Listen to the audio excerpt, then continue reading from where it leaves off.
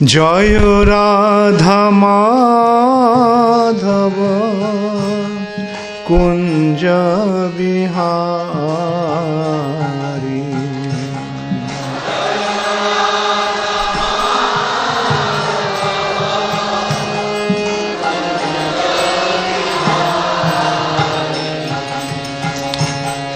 গোপীজন বল্লভ গিরিবরধারী।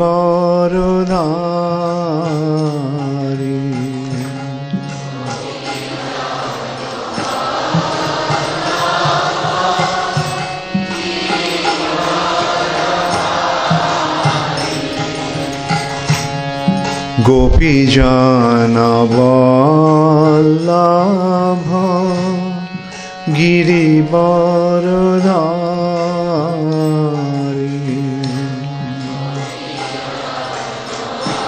নন্দস্য জ্ঞানাঞ্জনশলাকয়া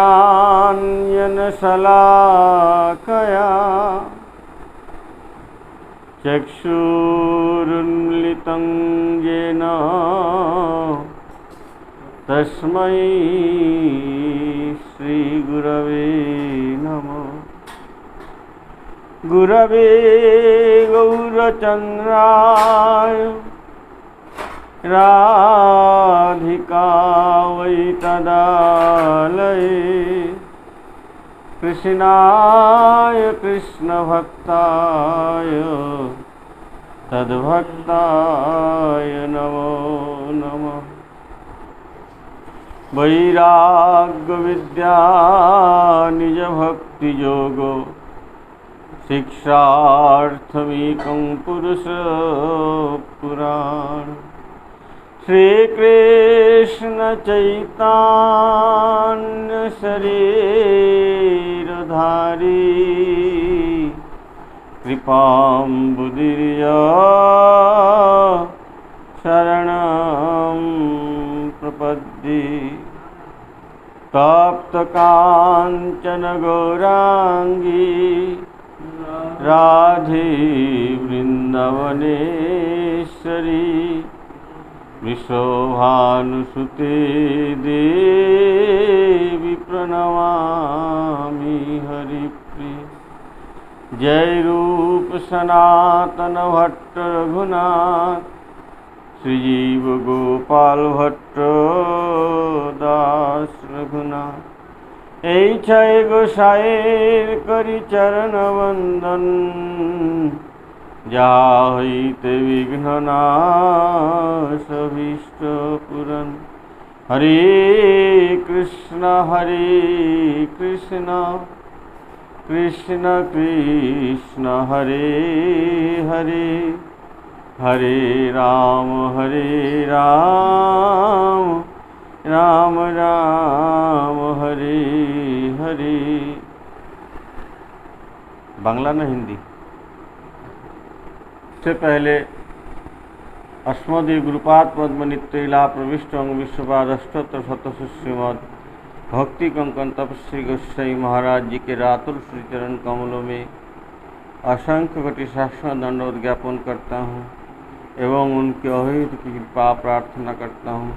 तत्पश्चात समस्त वैष्णव मंडली मातृमंडली सभी के यथायोग्य दंडवत प्रणाम ज्ञापन करता हूँ। श्रीनाथ जी चक्रवर्ती चैतन्य महाप्रभु के बारे में एक श्लोक बताया। क्या?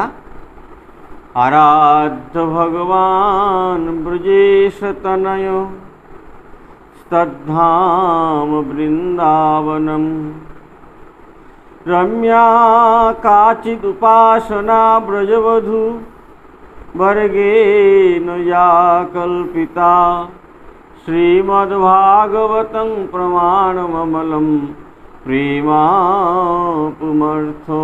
महान्। श्रीचैतन्य महाप्रभुर्मतमिदं तत्रादरनापरः। भगवान चैतन्य महाप्रभु का क्या विचार है क्या अवदान है, क्या चैतन्य महाप्रभु का तत्व है, तो इस बारे में इस श्लोक में बताते हैं। क्या? आराध्य भगवान। आराध्य मतलब जिनका आराधना किया जाता है। और वो कौन है ये भी निर्दिष्ट करते हैं कि आराध्य भगवान है ब्रजेश तनय। ब्रजेश मतलब नंद बाबा जो ब्रज का राजा है। और हो सकता है कि और कोई नंद बाबा हो, बोले नहीं, तद्धामो वृंदावनम है। वो जो आराध्य भगवान है उनका धाम क्या है? वृंदावन है। आराध्य भगवान ब्रजेश तनय सद्धाम वृंदावनम। और उनका उपासना पद्धति क्या है, उनको पाने का रास्ता क्या है, अविदेह क्या है, इसके बारे में बोलते हैं। क्या? रम्या काचिद उपासना ब्रजवधु है। जो ब्रज का जो रमणीगण है वे जिस तरह से भगवान की सेवा किया, भक्ति की, समर्पण की है, जिसकी वजह से भगवान अपने आप को ऋणी मानने लगा, हाथ जोड़ दिया। रास पंचोध्याय के आखिरी में भगवान बोलते हैं, हे गोपीगण, मैं आप लोगों का ये जो ऋण है ये कभी भी ऋण नहीं हो सकता। इसलिए क्या कि हम 100 जन्म भी ले लें, 100 अवतार भी ले लें, फिर भी आप लोगों का ये ऋण नहीं चुका पाऊंगा। इसलिए आप लोग कृपा करके यदि मुझे क्षमा कर देते हैं, मुझे ऋण से मुक्त कर देते हैं, तभी जाकर के संभव है। तो वो जो प्रेम, वो जो उपासना पद्धति क्या है, वो चैतन्य महाप्रभु ने दिया है। और चैतन्य चैतामृत में कृष्णदास कविराज गोसाई बताते हैं क्या? अनर्पित चरिंचिरात करुणया अवतीर्ण कलौ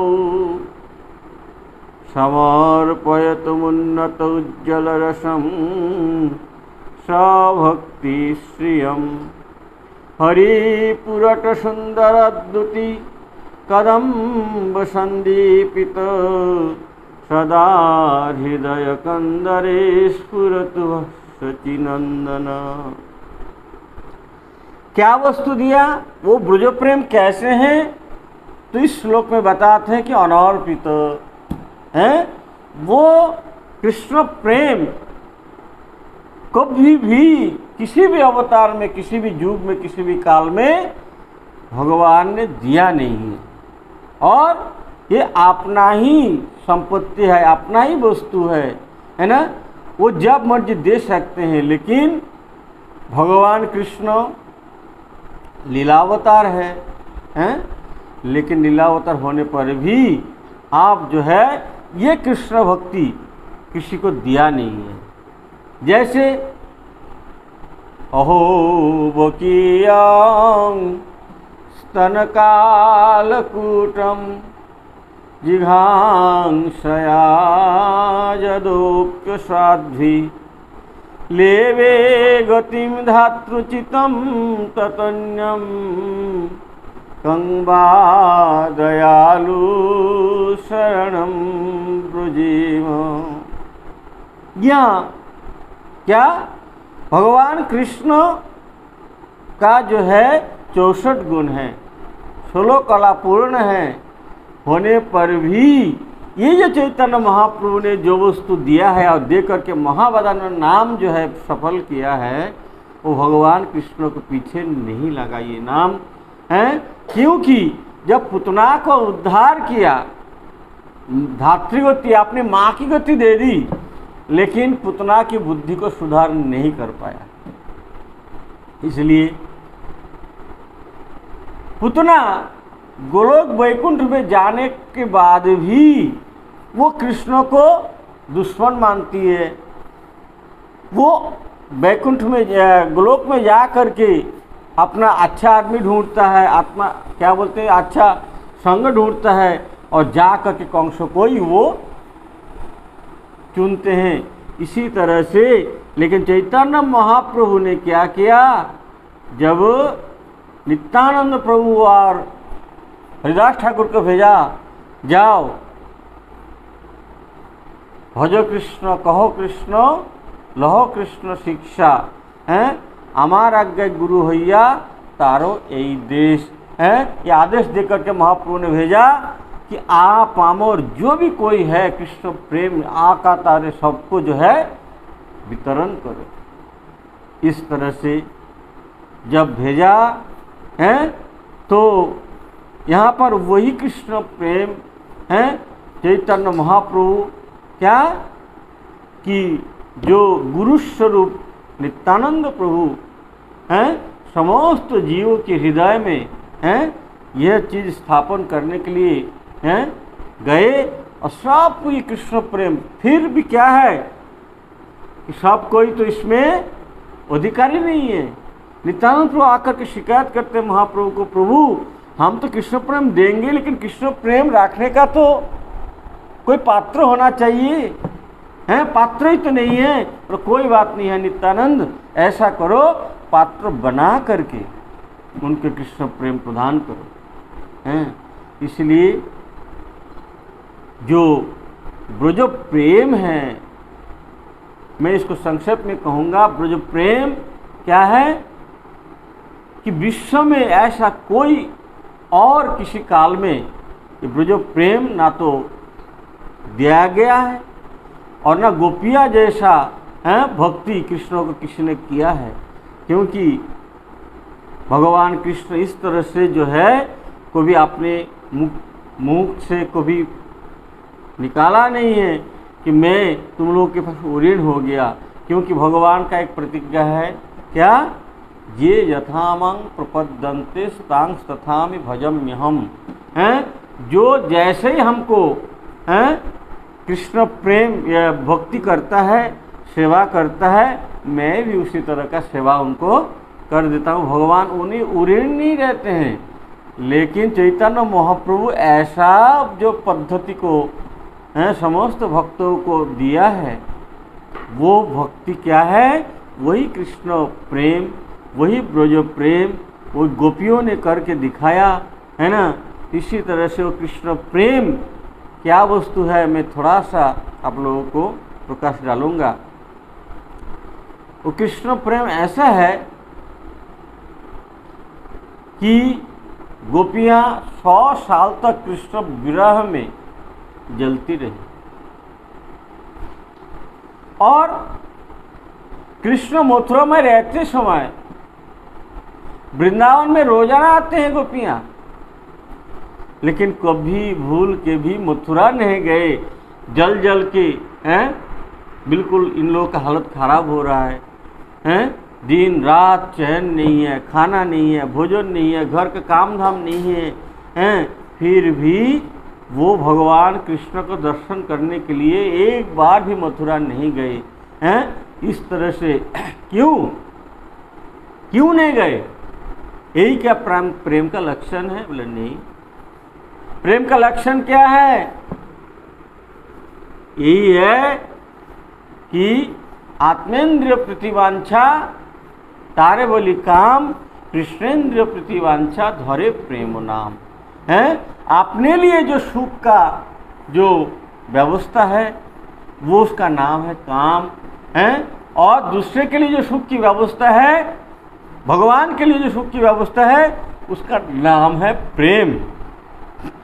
इसलिए यह कृष्ण प्रेम है गोपियों के अंदर कूट कूट के भरा हुआ है। हैं वो लोग ये सोचता रहा कि हमारे मन प्राण हैं सब कुछ भगवान का समर्पण कर दिया, और भगवान सब कुछ जानते भी है, ऐसा नहीं है कि नहीं जानते हैं हमारे बारे में, हैं और हमारी क्या स्थिति हो रही है वो भी उसको मालूम है। फिर भी नहीं आ रहे तो इसका जरूर कोई ना कोई कारण होगा। हैं, इसलिए क्या है कि भगवान वहाँ रह रहे हैं मथुरा में, लेकिन गोपियाँ एक दिन के लिए भी मथुरा इसीलिए नहीं गए कि हमारा मन प्राण भक्ति समर्पण सब कुछ जानते हुए भी हैं कृष्ण नहीं आ पा रहा है, तो इसका मतलब कोई ना कोई मतलब असुविधा है। और हम लोग जाएंगे इसलिए कि हम कृष्ण को देख करके सुखी होंगे, लेकिन वो अपने सुख के लिए हैं, हो सकता है कि कृष्ण को कोई परेशानी खड़ी हो जाए, हैं, कृष्ण कोई दुखी हो जाए, इसलिए अपने सुख के लिए गोपियाँ एक दिन के लिए भी कभी मथुरा नहीं गए। इसलिए हैं, ये एक निदर्शन है। और द्वारका में भगवान कृष्ण का एक बार सिरों पीड़ा हुआ, सिर का दर्द हुआ। नारद जी भगवान को दर्शन करने आए कि भगवान कृष्ण कौन घर में कैसे कैसे लीला करते हैं 16,108 महिषी के घर में हैं, तो वो कौन महिषी के साथ में क्या कैसा व्यवहार करते हैं हम देखना चाहते हैं। आ करके वो क्या दर्शन करेंगे, आ करके देखा कि भगवान कृष्ण सिर पीड़ा में इतना परेशान हो रहे हैं, कुछ भी अच्छा नहीं लग रहा है, खाना पीना छोड़ दिया है, और कई दिनों से कितना हाकिम वैद्य डॉक्टर दिखा लिया, उससे कुछ भी फायदा नहीं पहुंचा है। इसलिए नारद जी आकर के दुखी हो गया कि मैं तो आया था थोड़ा भगवान को दर्शन करके यहाँ कृपा प्राप्त करूँगा, लेकिन भगवान खुद जो है सिर पीड़ा से जो है दुखी हो रखे हैं, क्या बोले क्या करे। तो नारद जी ने प्रणाम करके और प्रभु से पूछा, प्रभु आपको तो ये सिर पीड़ा नहीं होना चाहिए, और हुआ भी है तो आपको तो मालूम होगा, कैसे आपका ये सिर पीड़ा दूर होगा। बोले नारद जानता तो हूँ, लेकिन मिलेगा कहाँ। बोले क्या चाहिए प्रभु बताइए। तो बोला आपको जो भक्तों का जो चरण रज है अगर ला करके आप मेरा सिर पे दे सकते हो तो मैं बिल्कुल ठीक हो जाऊंगा। नारद जी भागा कहाँ, रुक्मिणी के महल में। अरे रुक्मिणी, पता है तुमको प्रभु का ये सिर पीड़ा हो रहा है कई दिनों से। बोले खूब पता है, हमने तो डॉक्टर हाकिम वैद्य सब कुछ दिखा लिया, लेकिन भगवान को अभी तक कुछ नहीं हुआ, हम भी परेशान हैं। और परेशान होने की जरूरत नहीं है, दवाई तो मिल गया। बोले क्या दवाई है। बोले आपके चरण रज थोड़ा सा दे दो, वो लेकर के भगवान कृष्ण के सिर पे दे देंगे तो भगवान बिल्कुल स्वस्थ हो जाएंगे। बोला है अपना पैर का धूल है और हमारे प्रभु के सिर में, को भी हम नरक में चले जाएंगे। अरे राम राम राम, वो तो क्या पति परमेश्वर होता है और परमेश्वर के सिर पे अपना चरण धूली। राम राम राम। और उद्धव तुम जाओ यहाँ से, हैं, उनको तो यहाँ से भगा दिया।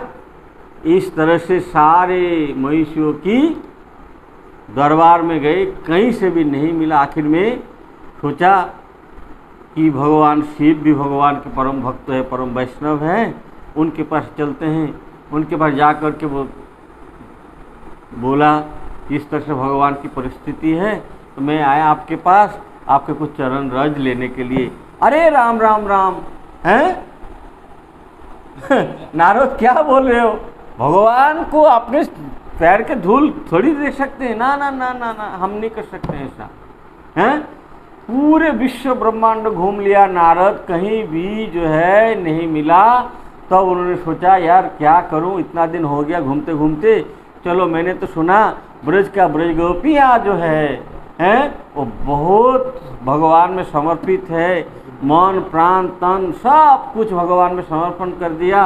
उनके पास चलते हैं, वो क्या बोलते हैं। जब यहाँ पर आया भगवान और आ करके गोपियों के पास हैं गया और जाकर गोपियों ने दर्शन करके पूछा, अरे वाह नारद जी आइए आइए, क्या समाचार है हमारा, भगवान कृष्ण कैसे हैं बताओ। गोपियाँ अच्छा नहीं है। बोले क्या हुआ।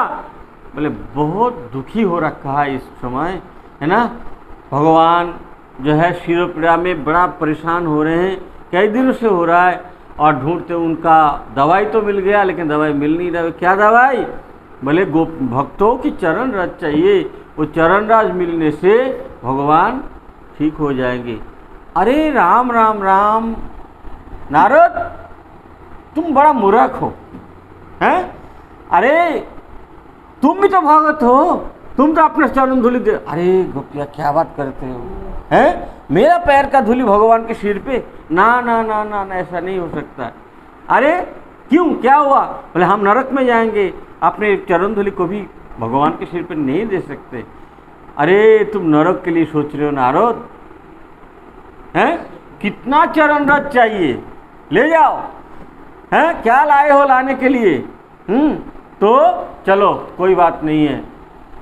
बोले अरे तुम लोग दे रहे हो क्या, नरक में नहीं जाओगे? नारद हम लोग भगवान के सुख के लिए, हैं? भगवान जिसमें खुश हो उसके लिए हम लोग क्या अनंत कोटि जन्म तक अगर नरक में रहे वो मंजूर है, लेकिन हमारा जो प्राण सर्वस्व भगवान गोविंद है, उनका एक क्षण के लिए भी हम उनका दुख नहीं सहन कर सकते हैं। इसलिए नारद तुम ले जाओ, अब नरक में जाएं, जहाँ भी जाए उसकी कोई चिंता नहीं है, तुम जा करके जल्दी से जल्दी हमारा प्रभु का शिरोपीड़ा ठीक करो। इसी तरह से ब्रज गोपियों का जो भाव है, जो समर्पण है, जो सेवा है, जो कृष्ण को रिझाने का तरीका है, वो चैतन्य महाप्रभु अपने भक्तों में हैं रूप गोस्वामी के माध्यम से खुद इसका जो है जगत में प्रचार कराया, प्रचार किया है। इसलिए वो अनर्पित चरिन चिरात करुणाय अवतीर्ण कलो समर्पित मुन्नत जलसम सभक्ति स्वयं। ये सौभक्ति अपना संपत्ति जो है चैतन्य महाप्रभु उजाड़ करके दिया है। इतना दिया, जितना देता है वो इतना ही बढ़ता है, वो कभी घटता नहीं है। इसी तरह से ये कृष्ण प्रेम जो है चैतन्य महाप्रभु ने दिया है। तो श्रीनाथ चक्रवर्ती ठाकुर जी इसी श्लोक में बताते हैं क्या, आराध्य भगवान ब्रजेश तनय श्रद्धाम वृंदावनम रम्या काचित उपासना ब्रजवधु वर्गेन जा कल्पिता है श्रीमद् भागवतम प्रमाणम अमलम। क्योंकि नियम है, जो कोई अपना संप्रदाय का स्थापना करेंगे उनको प्रस्थान त्रयी, क्या गीता, उपनिषद और वेदांत हैं, इन तीनों प्रस्थान त्रयी का भाष्य लिखना पड़ेगा। और लिख करके अपना जो सिद्धांत है उसके लिए कोई सर्वमान्य कोई सिद्धांतों की स्थापना करना पड़ेगा।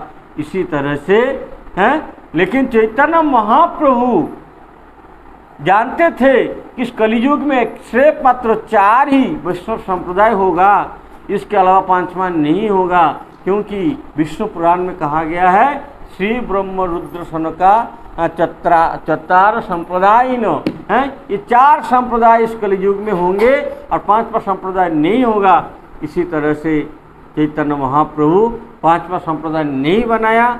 इसीलिए आप जो है श्रीमद् भागवत का ही है, श्रीमद् भागवत को ही जो है उन्होंने प्रमाण माना है, वही महाभाष्य माना गायत्री का है। इसी तरह से और आपने जो है ये कृष्ण प्रेम का, कृष्ण भक्ति का जो मार्गदर्शन कराया, वो आज भी है उनके जो पथ अनुसरण करने वाले, उनकी सिद्धांत को अनुसरण करने वाले जो है इस भक्ति को आचरण करके अपने जीवन को सफल बना रहे हैं। बस आज यही तक। हाँ, और मेरे परम पूज्य श्री गुरु महाराज भक्ति कंकन तपस्वी गोस्वामी महाराज, उनके श्री चरण कमल में पुष्पांजलि अर्पण करते हुए मैं अपने वाणी यही विराम देता हूँ। बोलो भक्तवत्सल भगवान की, बोले राधा रमन भगवान की, जय भुवन मंगल हरि नाम संकीर्तन की, जय जय श्री राधे।